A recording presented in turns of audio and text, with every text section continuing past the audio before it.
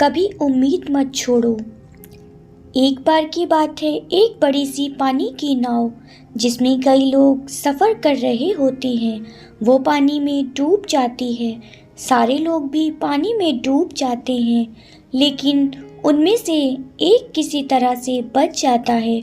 वो अपनी जान बचाते बचाते किसी तरह एक खाली टापू पर पहुंच जाता है।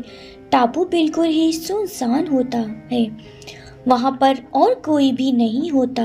वो इंसान ऊपर वाले को कोसने लगता है कि उसने उसके साथ ऐसा क्यों किया। फिर वो उस टापू के किनारे काफी दिनों तक बैठा रहता है, इस आस में कि शायद उसे कोई बचाने के लिए आ जाए। लेकिन 2-3 दिन बीत जाने पर भी उसे बचाने के लिए कोई नहीं आता। वो अपने बचने की उम्मीद पूरी तरह खो देता है। फिर वो जंगल में जाता है और कुछ लकड़ियां इकट्ठा करता है, जिसे वो अपने लिए एक छोटा सा घर बनाता है, जिससे कि वो रह सके। वो आदमी पेड़ों से फलों को तोड़कर और मछलियों को पकड़कर अपना पेट भरता है।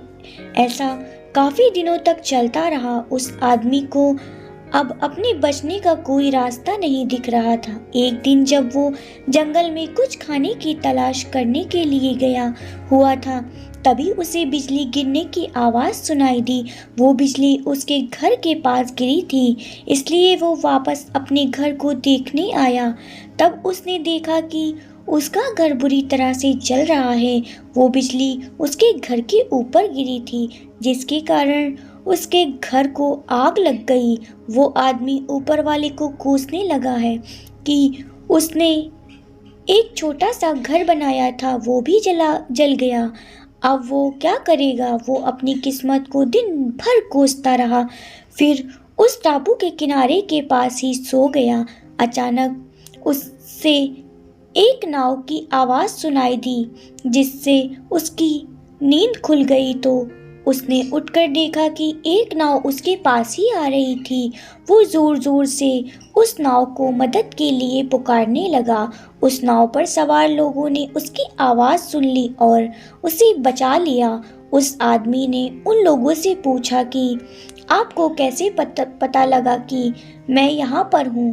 तब उनमें से एक आदमी ने जवाब दिया कि हमने आपको धुएं का इशारा देखा था, जिसे देखकर हम आपको बचाने के लिए आ गए। तब वो आदमी सोच में पड़ गया कि उसने तो उन्हें कोई इशारा नहीं दिया था। फिर थोड़ी देर बाद सोचने के बाद उसे याद आया कि उसका घर आग में जल गया था। शायद उसी के धुएं को देखकर ये मुझे बचाने के लिए आ गए। ये सब जानकर वो बहुत खुश हुआ था। उसने ऊपर वाले का शुक्रिया किया। सीख हमारी जिंदगी में मुश्किलें चाहे जितनी भी, हमें कभी उम्मीद नहीं छोड़नी चाहिए और ऊपर वाले पे भरोसा रखना चाहिए।